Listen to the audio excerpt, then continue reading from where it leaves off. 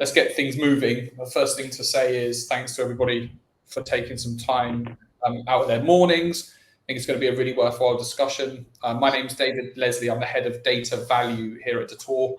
Datore are an organization that help companies without data teams typically get value from their data. We operate within the built environment space specifically. And yeah, we're really excited to have some kind of industry big hitters on the call with us. Luckily for you, it's not me that's going to be doing most of the talking. I don't think I have too many conversations these days where people aren't looking to do more with their data. So hopefully this conversation, some real good insights come out of it, and maybe even gives you the impetus to get that data project moving again that might have stalled or you haven't quite got around to starting. Some housekeeping. We're going to keep 10 minutes or so back at the end for questions. So if you do have any questions, feel free to fire them in. Natalia is going to collect them for us. It might be a good idea if you just mention who they're for, if they're for somebody specific, and we'll revisit those at the end.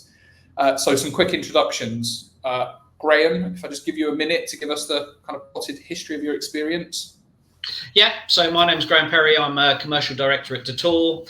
You'll be glad to know we're not going to be talking about anything that we do today. We're really talking about the issues and the pros and the cons and stuff that's happening in the world of data, in the world of the built environment. My background is 35 odd years in technology, of which the last 25 have been within and around buildings. I am the judge of the IWFM Technology Awards, lead judge there, and also of the IFM Technology Award, which, I'm very proud to be part of. I'm also a member of the Pattern Makers Livery, which is the FM livery company in London. Over to you, Mr. Sharp.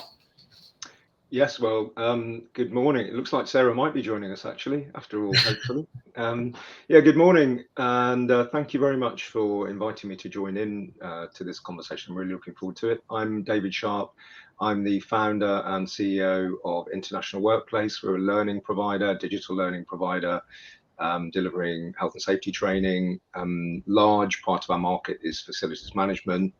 I've been in the FM sector for 28 years now, and I recently completed a 2 years part-time masters in AI ethics and society, which was a real eye-opener. So it really has changed the way I think about the work that we do and the clients that we encounter and the way they use data.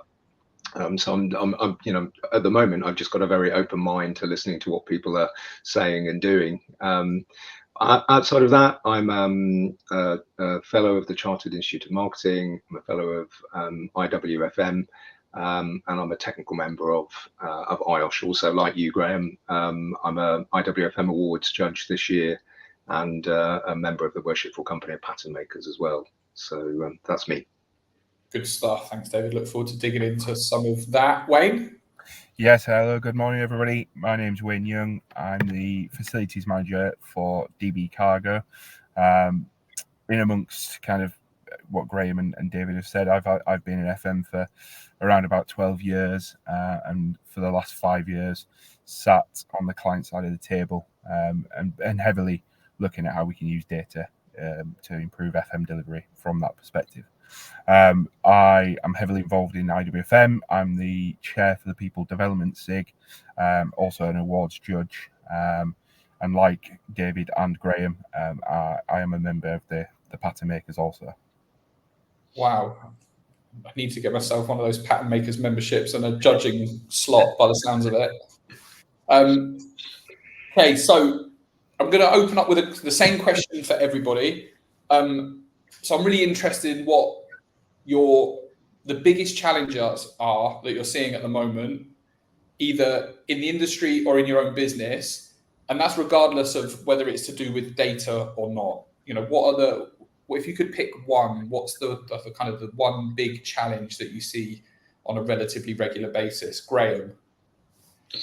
Damn. Yeah, to pick me first. I think that the industry as a whole is struggling with margin.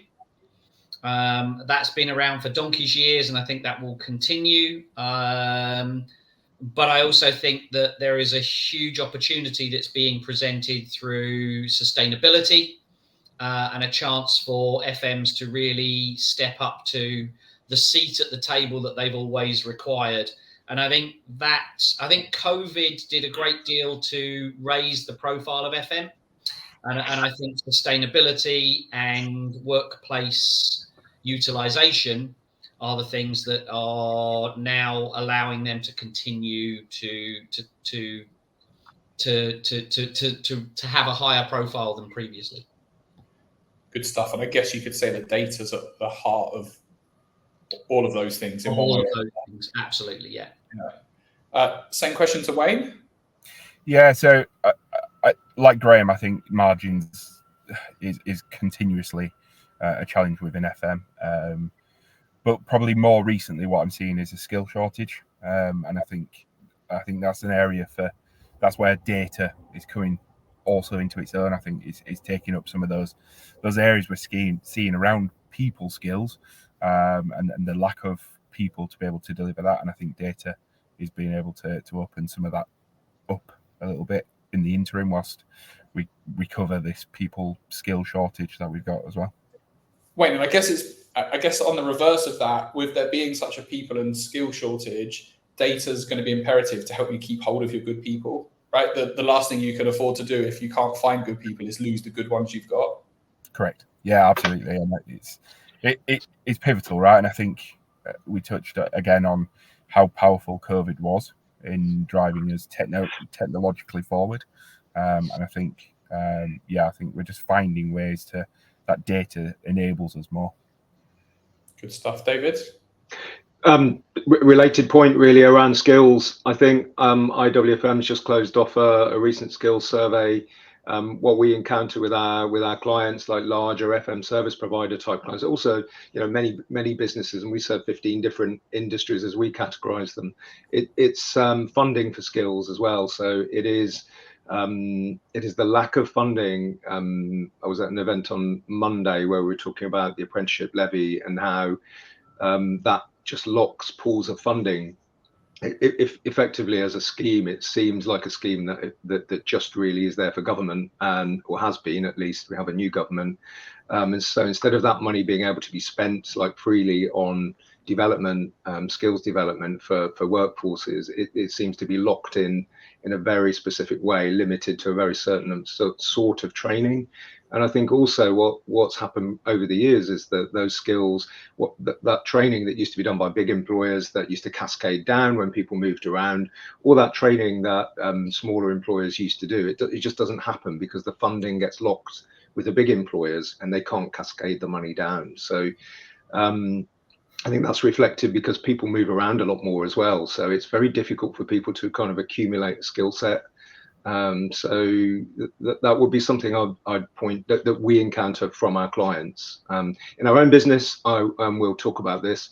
I would say is that data is the issue. I think we've got, you'll probably hear me talk about an iceberg, a building iceberg of technical debt that I think if we're not careful, we're all going to find ourselves in years to come. And like the iceberg analogy, that's invisible at the moment. I think so many people are trying to do so many things without understanding the implications of it. And I'll be honest, we're in that in our business too. We're trying to do some sophisticated things, and there's just not enough honesty, I think, out there at the moment about data and about how difficult it is. And so trying to have those head-on conversations honestly inside our company and externally with our clients and in the industry, I think there's a lot of value in that. Yeah, it's really interesting, and it's a conversation that I have as well. Almost on a daily basis. A lot of our prospects and customers come to us having been sold a dream by one data vendor or another that they're going to, wave their wand and the data's instantly going to turn into value. And it turns out that's not the case. There's a bit more to it than that, right? Yeah, you need to add AI, and that fixes everything. Yeah, well, that wasn't a prompt, but well done, because we're going to go straight for the two letters, actually. And David, given your background, I'm actually going to ask you to define what actually AI is. What does AI mean in your world? So I think you're probably the most qualified to give us that definition.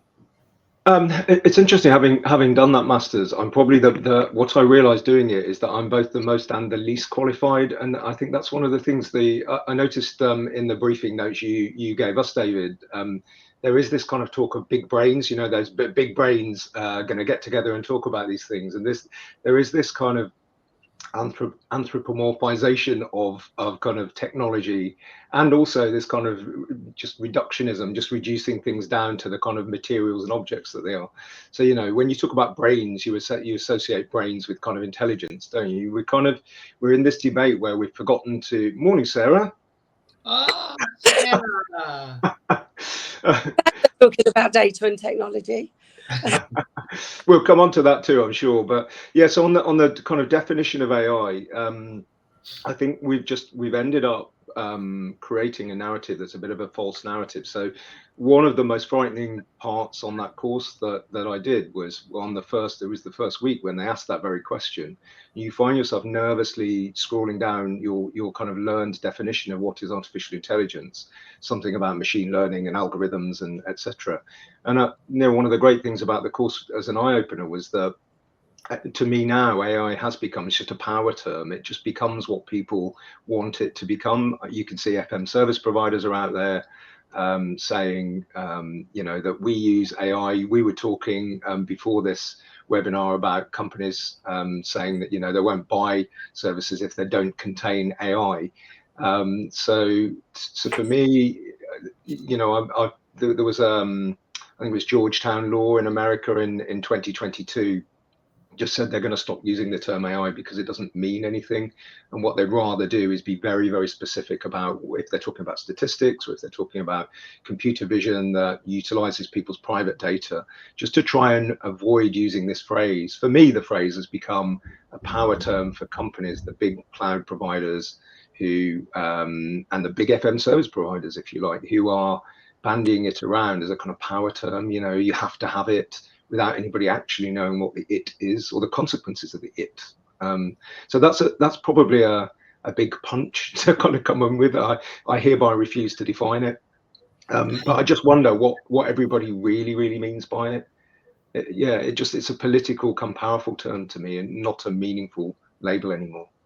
Yeah, I mean, I think those of us that have been in the technology space for a long time have been familiar with the terminology for decades, right? For many decades, been around many hype cycles already, and I think it's probably the proliferation of LLMs that have put it into the public consciousness, have kind of elevated its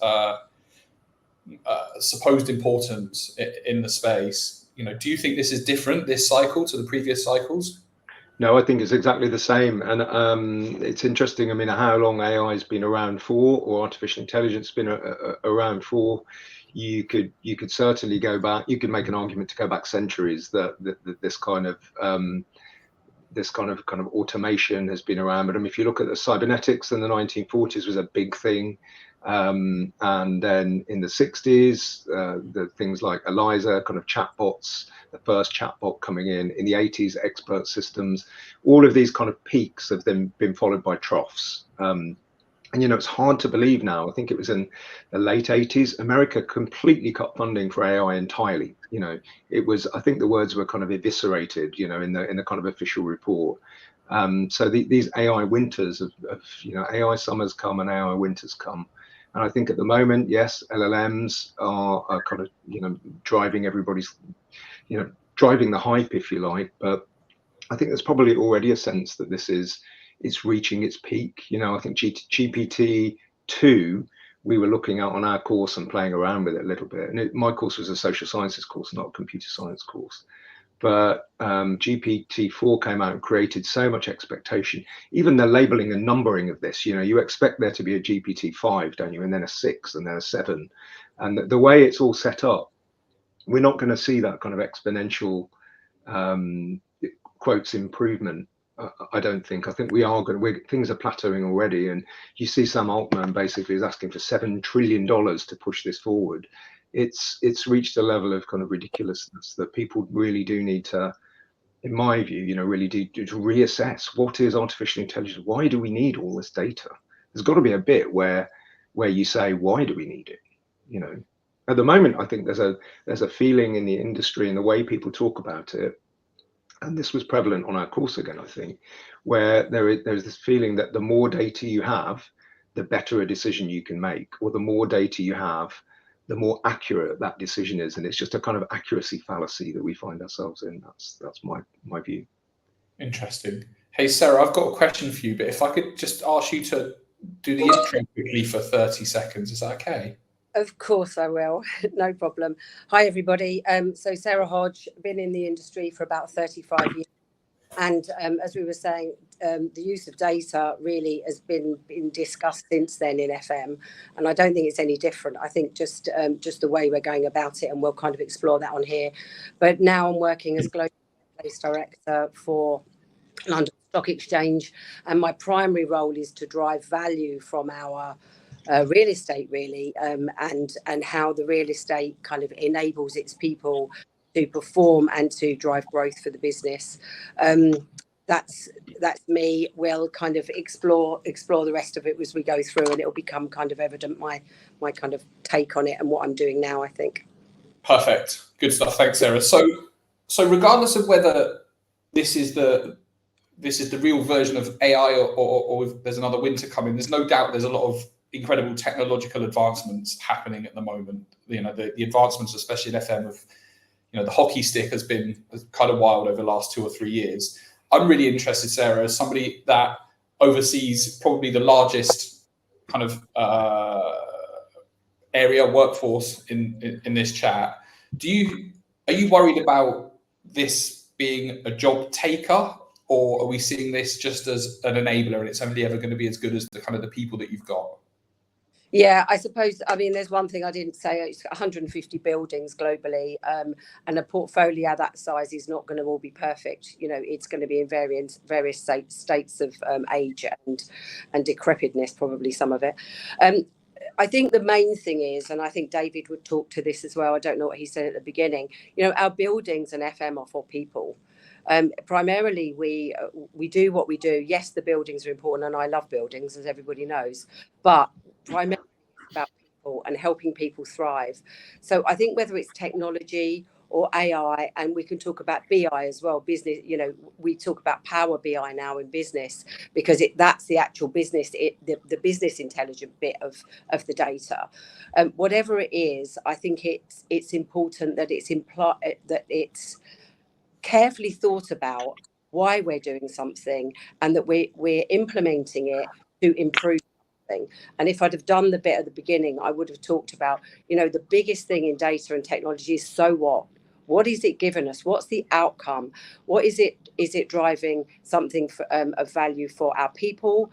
Is it driving value for our businesses? You know, the so what. David had alluded to it there. We've always had data, and without all of this AI and everything like that and technology, our buildings ran pretty well, you know, and people liked being in our buildings. So we've just got to be careful what we do with it, and that we're actually thinking about it in a way that is thoughtful and mindful and carefully thought through about the outcomes of it.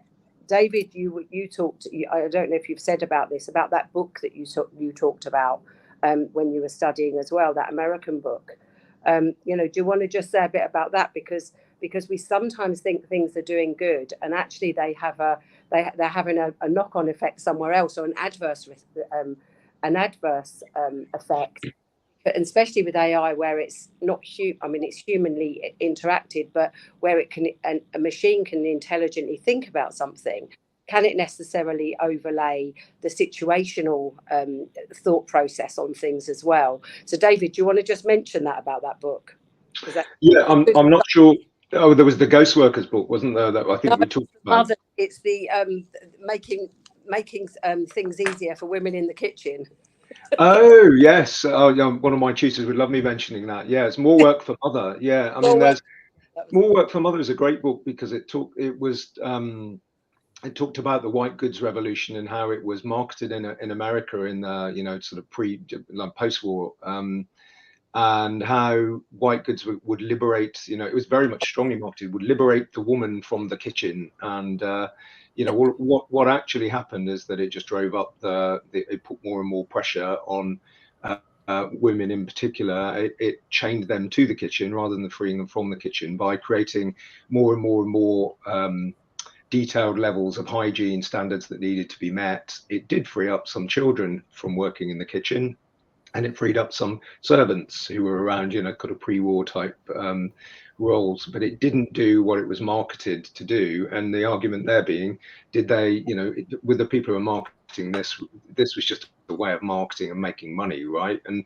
it's interesting, there's a book called Insurance Era as well, which is about the insurance industry in America, where a very similar thing's gone. We would all regard it as a good thing these days to be insured and to have a, you know, to have a private pension. Those are kind of good things, aren't they? But if you look back to the history of how these have been promoted, there's real strong parallels with AI at the moment. You know, if you must get more data, or the better your cleaning standards, the less chance that you'll be sued. All of this kind of, you know, compliance come, it's kind of commercial promotion side of things. So I do think that you have to look at what power is interesting. You have to look at who has the power in these relationships, and where are the people where are the people in AI, who are the people that are impacted by it. And I think there's not enough discussion at all about it, and not in FM is there enough. I agree.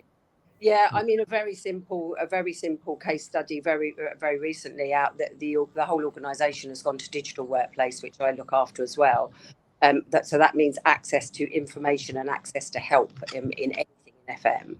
And, you know, they were spouting all of these amazing statistics about, say, closing down these group mailboxes, help desk mailboxes, and saving sort of 45 million emails. We haven't done that at all. All we've done is move the emails into the inbox of the requester.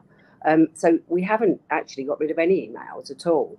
But when we're talking to kind of, you know, the executive and talking about what this wonderful digital workplace has achieved, they talk about all of these huge statistics, and it's just not true. And you know, so we have to be very careful, because if I raise a ticket now on my digital platform, I get 4 or 5 emails, because it tells me I've raised it, it tells me what's happening with it, it tells me it's closed, then I get a CSAT, a customer survey thing through, and then, so, you know, we have to be really careful with this stuff, and I think David's pointed that out as well.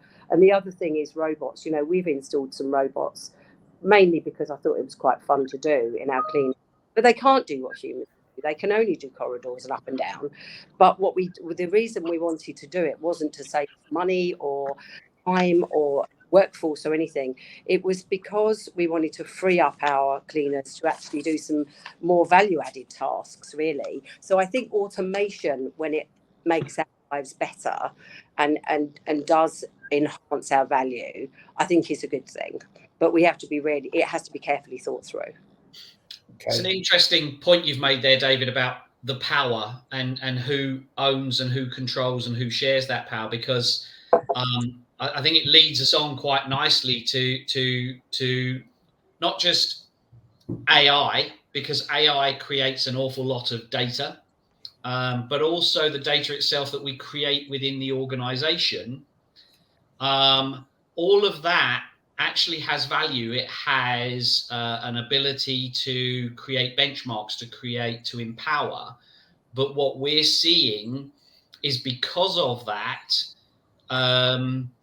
providers are looking to try and own and control that data, which makes it far, far harder for organizations to move away from those providers if all of a sudden they're what I like to call the data handcuffs, which I think leans towards that whole power thing as well, because there is a perception of the learning creates power in around data.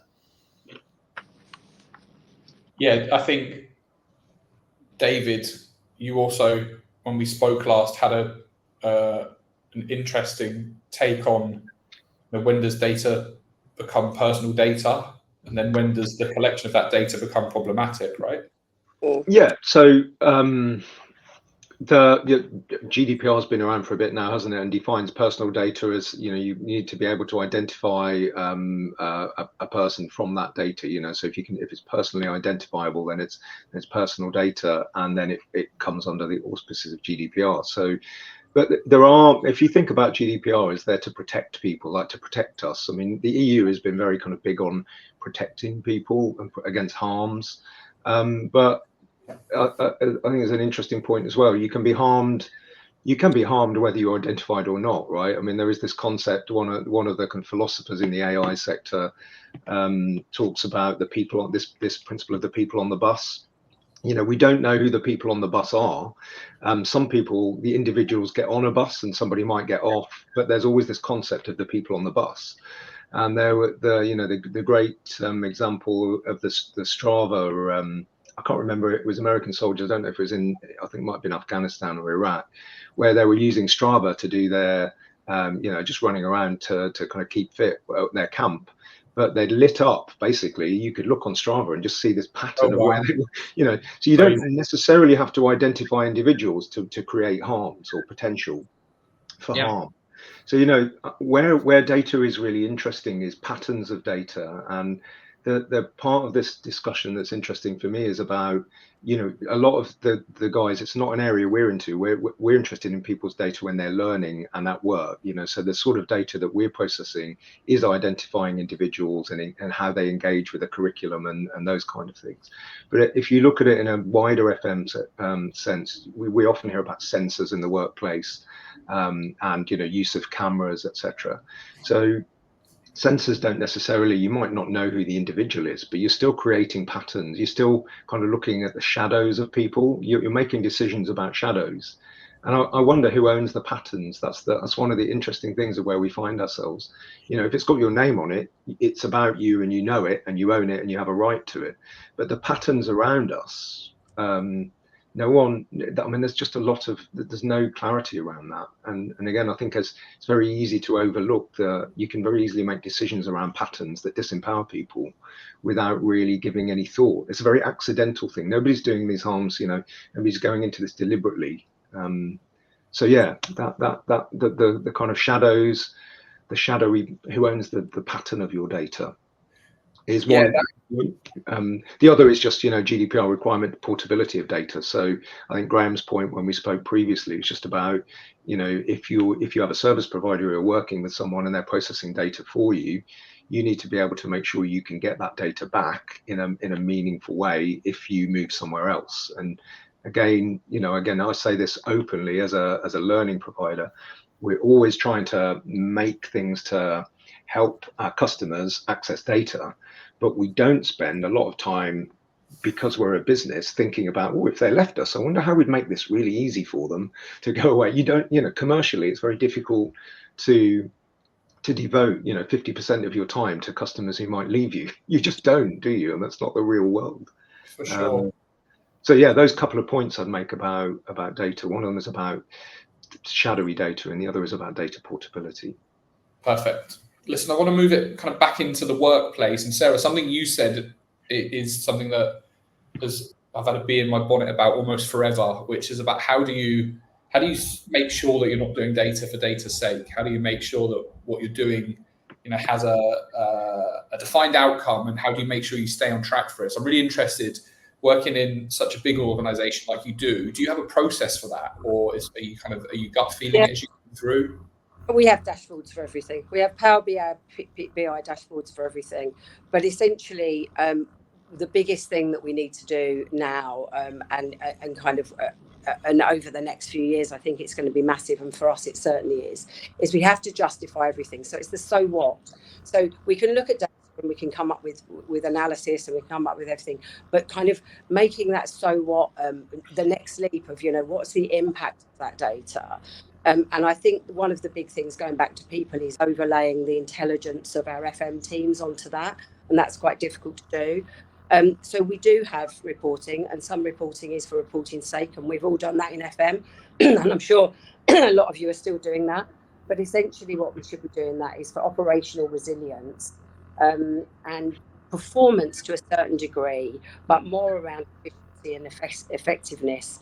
But actually, when we start looking at measurements, I think we've got a huge opportunity for us to start to storytell in FM about the data that we are collecting, to actually show the organisations the value that we're adding, and to add change to that. So I think one of the big things that we're doing, really, and it's a massive shift really, is going from that data and action and impact loop, which is kind of moving from hindsight, so us all looking at past data and coming up with that, to insights. So, you know, we're putting meaningful insights into stuff with our intelligence. But actually, I think the shift now is to foresight. So it's got to be about looking forward and being able to predict, to make more intelligent decisions with data, but not necessarily just using the data for that, but being able to kind of apply it in a way. And I think FM's not been great at doing that, and I think that's a big thing. And we always say, don't we, knowledge is power, but it's not really power. It's only really powerful if you can apply that knowledge or data to actually make something better and improve something. So that's a big factor for me.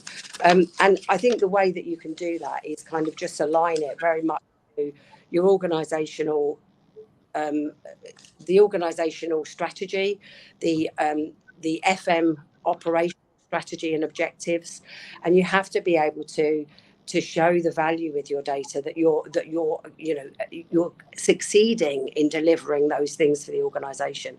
I think that's the hard thing.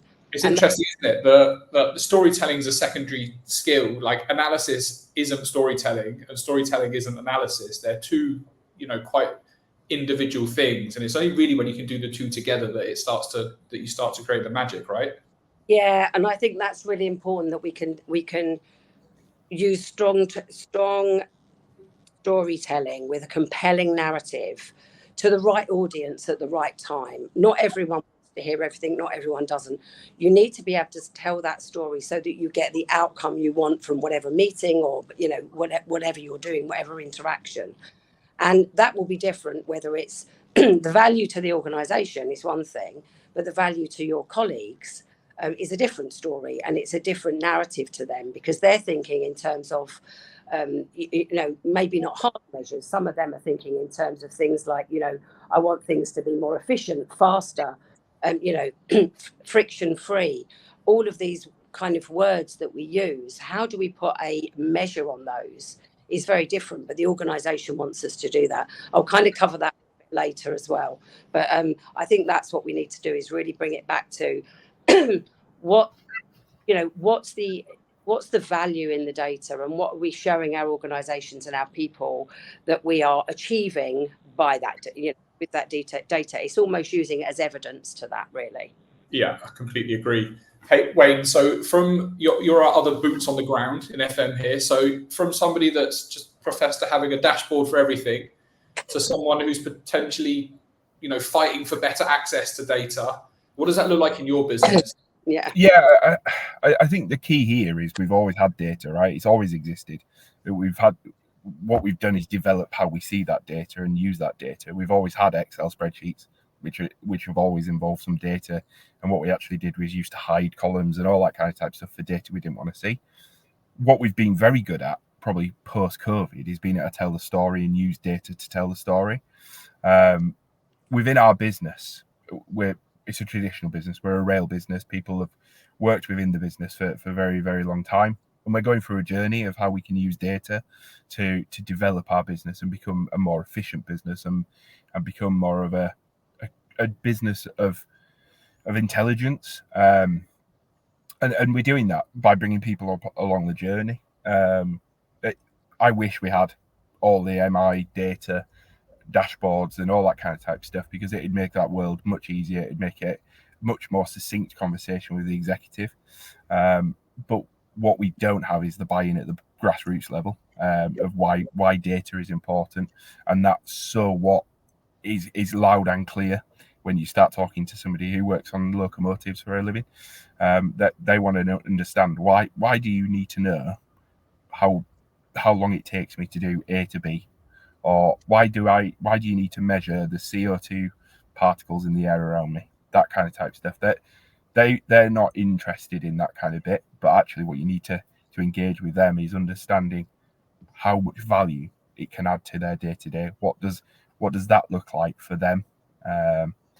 So yeah, I think data is important. It's existed forever. Excel spreadsheets were probably the start of kind of where we've collated data and started to use it. And then I think between you, that's probably my favourite bit of insight yet. I would imagine absolutely everybody that listens to this is going to have at some point come up against a challenge with regards to bringing people on the journey, getting the buy-in. Actually, all of this stuff is only as good as the people that are using it, right? So the challenge is adoption in many cases, and being able to articulate the value to the individual is really the only tool that works, I think, in this particular case. It's interesting, David. I was just going to say, I coined a phrase a couple of years ago where we talked about so many good insights die on the dashboard, and everyone believes that just by I've got some dashboards, I've built some dashboards, everything's great because I've got some But what tends to happen is people then don't look at them, or they're not easy for them to access. They're not part of their normal operating way of working. And because they're not necessarily data literate or haven't been told why, and that's a big one, if they haven't been told why, they sit there and go, okay, well, got a dashboard, but it makes no difference to me, because they don't understand that the story that sits behind it. They can't tell the story that sits behind it. And therefore they just sit there and go, well, I'm going to ignore it. And so we've seen it so many times where companies build hundreds of dashboards and then everyone just ignores them. They just die. Yeah, I've seen it. I've seen it for 15 years now, working across some of the biggest software vendors in the space. You don't manage that change management process properly, and it's in the too hard bucket before you know it. And guess what? Things don't come out of the too hard bucket. It's just a mental leap that people aren't able to make. Very, very rare, I think. So yeah, you're absolutely right. Trying to understand the value. Yeah, sorry. Just to link back to what I said at the very beginning in the technical debt, this legacy technical debt, I do think from the point of view of managing the information, the amount of data that people have into the future, and I also think complying with legislation that's already, the EU AI Act is already out, was passed in May this year and is coming into force, provisions in the next 2 years. And anybody who does business, either is a EU business or does business in the EU or with EU organisations, is going to have to comply with it. And I just think this technical debt, I don't think people are thinking clearly enough about it. And I do. David Reynolds here. Thank you for your comment in the comments, David. You get asked a lot, like, how can we get value out of data with sensors? We've got all these sensors. How can we make this work? And that's not my area. I want to just challenge the assumption that data is a great thing, and that more data is better than less data. Not because I disagree with it. And with respect, again, like I say, this isn't my area. I'm not a practicing facilities manager, I'm not pretending to be, but there is just this general expectation that, one of the things I struggle to understand is digital twins. There's a conceptually really good argument why digital twins are a great thing, but Sarah couldn't even get into this webinar this morning. The lighting on my camera here, I've got everything as bright. Of course, the brighter you turn the lighting up, the darker you go. I should probably try and turn all the lights off here so I'm leaning in to try and get light on my face. So much technology stuff that just doesn't work. It doesn't work already. And I just want to pause for a bit to think about, why do we need all this data? I asked Sarah a week ago when we spoke, what if there wasn't any data? Could you still run buildings? Could you still run the workplace with no data? Agree with you, Wayne. There's always been data. There's always been tools. I'm not anti-progress, but there has to be a point where you say, this is reasonable, or this is critical, right? And this isn't critical. And at the moment, I don't think anybody's asking the criticality question. It's just that we must jump on this bandwagon question. So the starting point, I think, is for people, we've got all these sensors, we've got all this data, all of this is technologically possible. How can we make it work? I just think it's understandable, and that was my view 2 years ago. So my view's changed in those 2 years. And, so I just always challenge, like, why do we need all this data? I still find, sorry, go on, Sarah. Yeah, no, I was just going to add to that, because I think one of the biggest, well, there's two real difficulties. One is operationalizing data management. So people having a mindset of going into more proactive management using data in every single day is really difficult to embed in organizations. It really is. And the other thing is we do have a lot of this data, and Graham might be able to kind of say this, but it's in all different places. So it becomes a cottage industry, just bringing it all together. So, we also have to think about that. So it's that return on investment, isn't it? Not just investment in time, in cost, but in time. So is it worth it, as David's saying, to do all of that? What value is it giving us out at the other end? That's the bit that I would urge everybody to think about before doing that, before doing anything in data. Because you can dive into data and get some very simple stuff out, and then you can go down such a rabbit hole. Is it going to bring you any more value than the first bit you found? Probably not. So I think that is a big thing to think about when you're diving into data. It's an interesting statement, Sarah, and I see we've got a couple of people that have commented around it as well.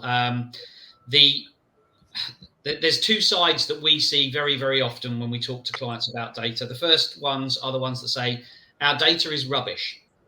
We know our data is rubbish. So before we even start thinking about what our data can give us, we're going to spend time building a data warehouse, getting all the data into the warehouse, cleaning the data warehouse, making sure everything's okay, and then we'll start worrying about what it can deliver for us.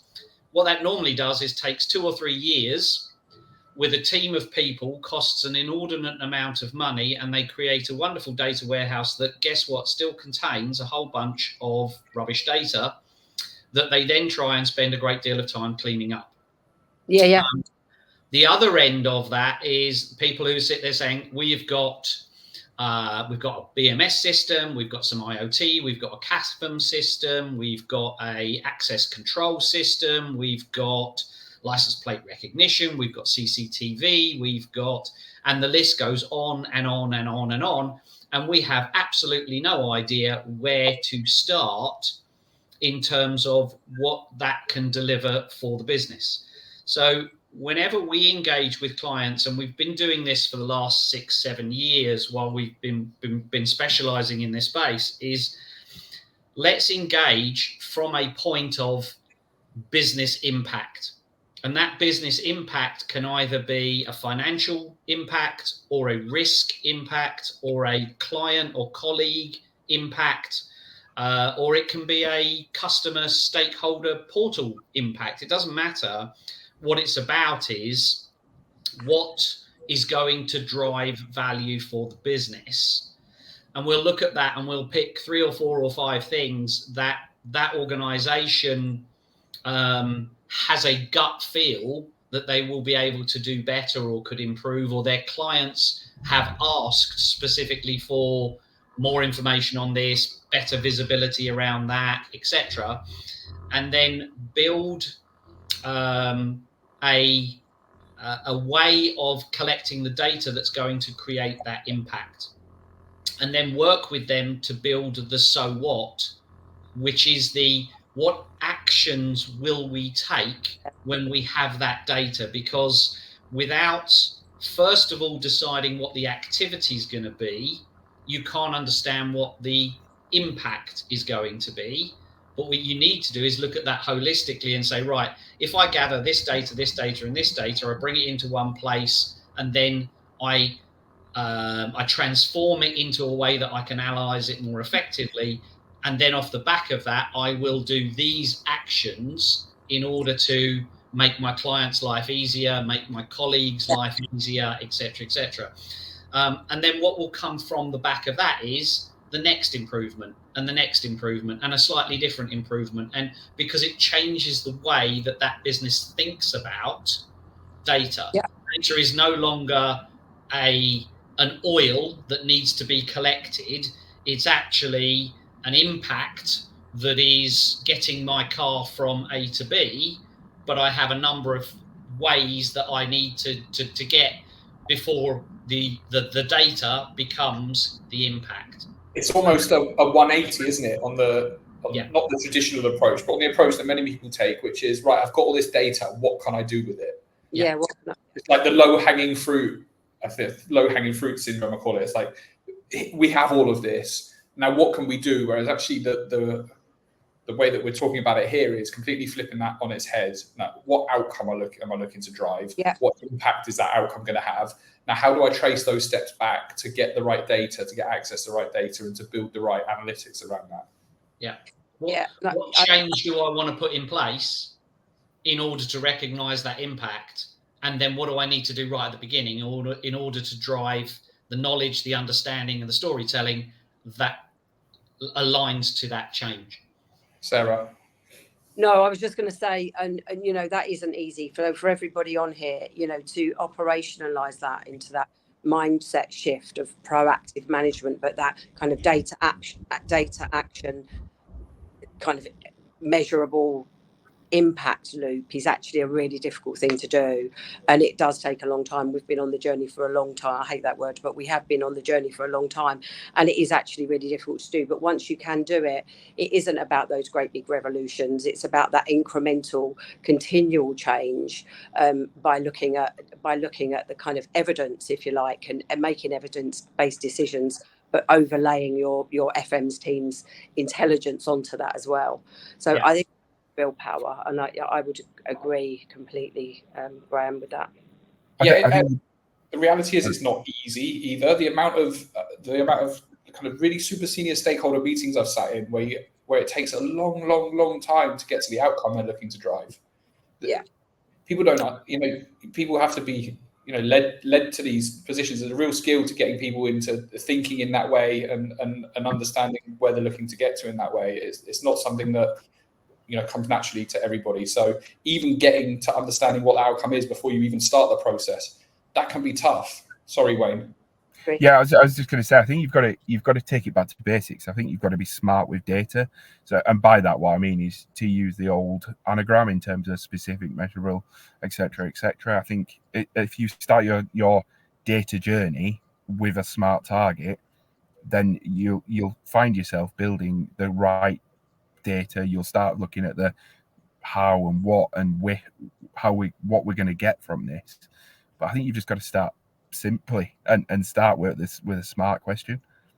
I think the really interesting thing for the world of FM that plays out from that is when most people talk about data, the first thing they do is involve the CTO, the CIO, and the IT department. And the IT department are really good at gathering, capturing, bringing together data and building dashboards. What they're not really good at is understanding why a particular motor with a particular conveyor belt attached to it, or a lighting system, or a toilet block, or any of the myriad of things that facilities managers do.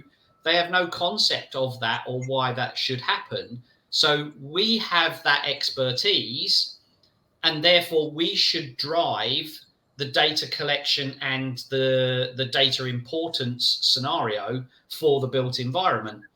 But that doesn't happen. What happens is the business says, well, IT need to be the people around data, and therefore they need to own, manage, control, and decide what data is or isn't collected. And that creates a disconnect between the IT department and the specialist areas within the organization.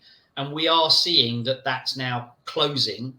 It's closing very much in the areas like sales, finance, marketing. Those areas are converging quite rapidly. The built environment is lagging a bit in terms of saying, I'm not going to collect data for data's sake. What I'm going to do is collect data for impact's sake, and impact within the built environment. That's a great comment. Sorry, David, if I could just chip in, Graham, just to ask a question about how those decisions get made to implement. You mentioned CTO, CIO, to implement the kind of data programs, because when you look at in health and safety, you have an impact assessment, and in financially, government and public policy is all about impact assessments. The law that's coming in, it's all about being able to. So EU AI, for example, is about categorizing whether technology uses, applications are high risk, or they've got this concept of like dangerous or high risk. So lift maintenance, lifts, use of AI in lifts comes under high risk. So you need to carry out impact assessments. And I just wonder what decision, when people assess, should we be collecting data about this, what the impact assessment approach is, because that's, I think, sort of behind my desire to have a kind of due process, so that people are thinking forward about the legacy debt, that this technical debt that they're going to accrue if they're not careful. The TUC have got an AI regulation employment rights bill that they proposed earlier this year, February.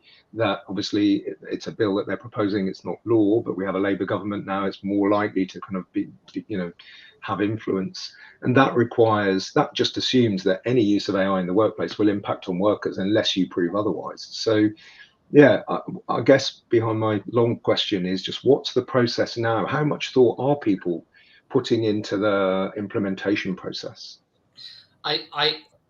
I think that some organizations that are particularly large may be considering those types of questions, David, but I think very, very few of the Fortune 500 or the FTSE 100 and certainly as you get lower down in organizations, people are not considering that type of debt.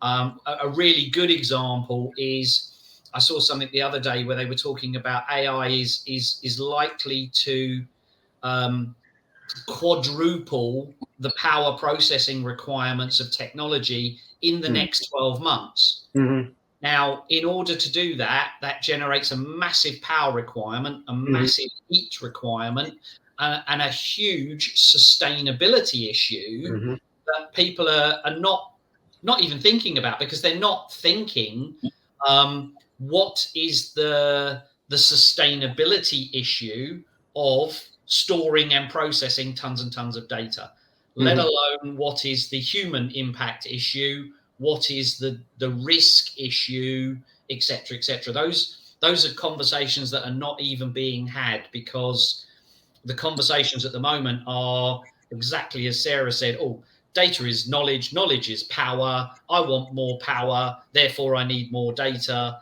And the thought process behind why and what the implications are just happening.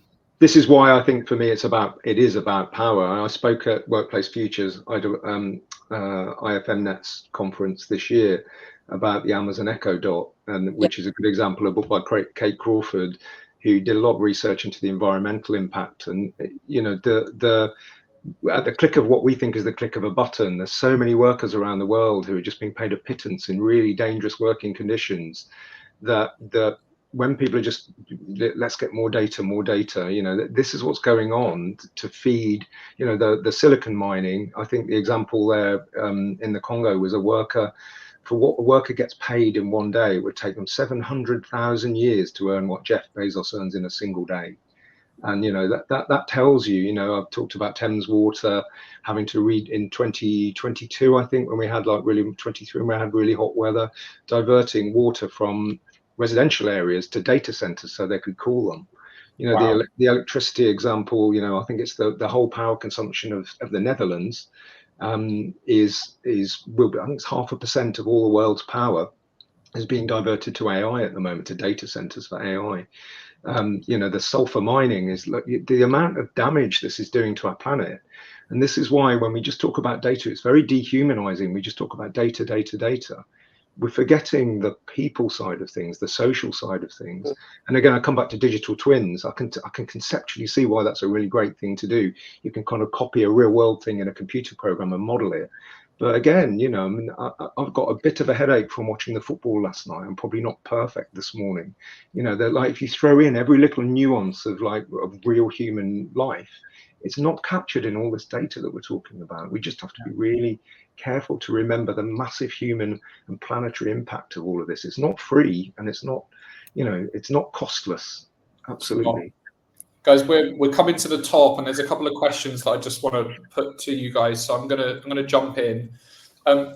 Simon's asking, given the challenges around margin and resourcing in this space, is there potential for wider data pools to be leveraged for better onboarding, retention, closing skills gaps, increasing staff flexibility, diversity and inclusion, etc.? I'll just do a minute on that actually quickly. I'm involved in 3 projects with 3 of our biggest customers at the moment that are doing exactly that. They're really focusing on their people. You know, we work with a lot of people businesses in inverted commas, and you know, people are the gold in those businesses, and service levels and you know, customer retention and everything that can affect them financially really revolves around their people. So these 3 businesses in particular are putting a huge focus on leveraging the data they have in the business to make sure that they are able to retain their best human assets, essentially, by creating the best working environments, by re-engaging people that look like they're disengaging with the business, by having the very best in market learning and development programs. So the answer is yes. You know, the more forward-thinking people are doing that, Simon, for sure. I don't know whether everybody else has got any thoughts on that. No, I mean, I would agree. I mean, we could have gone on to talk about it, but what we're doing is leveraging our data to ensure that our people talk about workplace experience being, you know, to do with productivity, where we've actually now been able to actually measure that measurably, and we've got you know, all these kind of key moments that matter and stuff. And so for me, that's the next thing. It's really about how the data can improve the lives of the people that work for us, that therefore that if they thrive, the organisation thrives. But we can't continue to talk about productivity as a thing, or you know, we want it to be frictionless. We actually have to start putting some around it for business, because otherwise they won't be listening. And I think then we can actually target, as you're saying, David, those bits in that information that we can, those golden nuggets that tell us why people are leaving the organisation, or why, you know, or what can dial the, if we turn the dial on some measures and improve some things, that they may not leave the organisation, they would stay with us. So I would completely agree that that's my kind of focus at the moment. Perfect. We also had a question relatively early on. FMs have unprecedented opportunities to use sensors and controls throughout the facility's life cycle, IoT, platforms, analytics, digital twins, etc. They can all potentially help us, but in your view, what would be the most helpful? Where would you start? What a great question. Wayne could probably answer it as well, but you know, what are you trying to answer? I think you need to be really clear on the question, that you know, it's either what problem are you trying to solve, or what question are you trying to answer? And because if you just look at all of that, yeah, I mean, it's crazy. And it goes back to priority, doesn't it? Is it a risk priority? Is it critical? Or will it impact the business, or will it impact your people? I mean, you have to come back to that, really. Yeah, it kind of goes back to our conversation from a few minutes ago, doesn't it? Start kind of flipping it round and starting at the end. It's not about picking, which one of these myriad technologies is going to have the most benefit for me. It's what's the most pressing outcome we're looking to achieve. Work backwards on how we're going to achieve that. Yeah, I agree. My own view, just a 2 penneth on that question, Simon Staines' question there, is just to try and differentiate between what I regard as some really good things to do, like predictive maintenance. Predicting failure is. Graham talked about the Coca-Cola bottling plant, I think, when we were talking previously about how much money you can save by knowing something is about to break and replacing it before it breaks. I have absolutely there are use cases that are just fantastic for machine learning,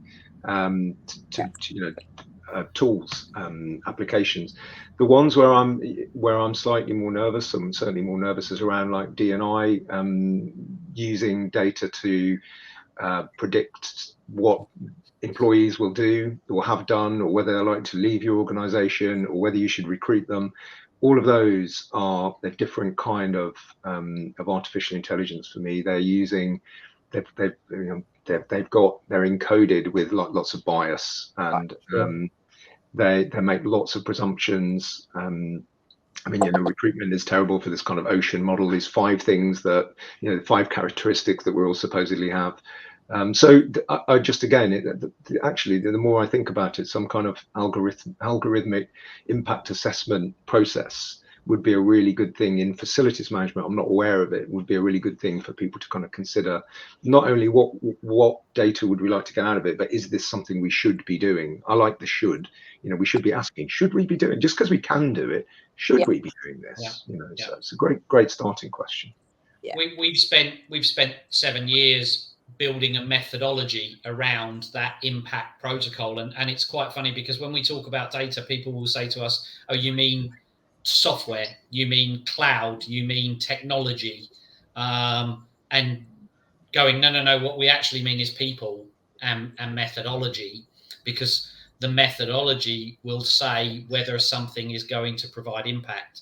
To try and turn that methodology into an assessment tool is massively difficult because it can't take into account all of the nuances that FMs are able to take into account every day by doing their job. And it's those nuances that mean we need humans still to think about impact, rather than I can't plug into a computer, tell me the top 5 things that are going to make me more profitable in my business next month. I can do it on ChatGPT, but it won't have a clue what my business is or what it does or whether it's going to make it more profitable or not. And it's extrapolating that you need to get to the bottom of in order to have an impact approach rather than a data approach. Yeah, I think every scenario has a cost-benefit trade-off, doesn't it? And that's the nuance of each separate scenario, each business, each line of business, each individual even. And they're the things that you don't get to via technology. No. And sometimes it's not just cost. A lot of the time it's experience or human understanding or a risk or all of the things that you could probably try and program into an AI model, but not for every single industry across everywhere that FM works, because I guarantee you that what's important to the London Stock Exchange is not important to DB Cargo. No. Yeah, agree. And I think that's an important point when we talk about cost-benefit trade-offs. The cost, people instantly go to financial cost because that's the kind of the common vernacular, but that cost can be so varied. Human cost, risk cost, the things that we've talked about already, which means there are so many kind of infinite amount of variables. It would be impossible to do that via technology. Wayne, I think you would. Right. Yeah, I think to summarize kind of what everybody else has said, I completely agree. You've got to start with what you want to achieve, and I think depending on where you are as a business in the journey of data and how you use data will depend on that also. So if you need a quick win and you need to be able to show value in that data and being able to see that, then there's opportunities out there for those. As you've said already, the low-hanging fruit stuff, there's plenty of it. But if you're further along that journey, then you need to take more time to understand what that end is. Yeah, agree. Guys, we're wildly over, and we've covered about a third of what we'd hoped to. So I'm hoping that I can tap you all up for another hour of your time at some point, maybe next month, and we'll session number 2. Yeah, we'll do a session 2 if that works. Brilliant. Thanks. I mean, I would love to hear from people who've been watching it. I'm just really interested to see what other people's views are. So yeah, I mean, if there's feedback to come to reflect back on, it would be lovely to talk more. Yeah, I mean, that would be great discussion to carry on in the comments, I guess.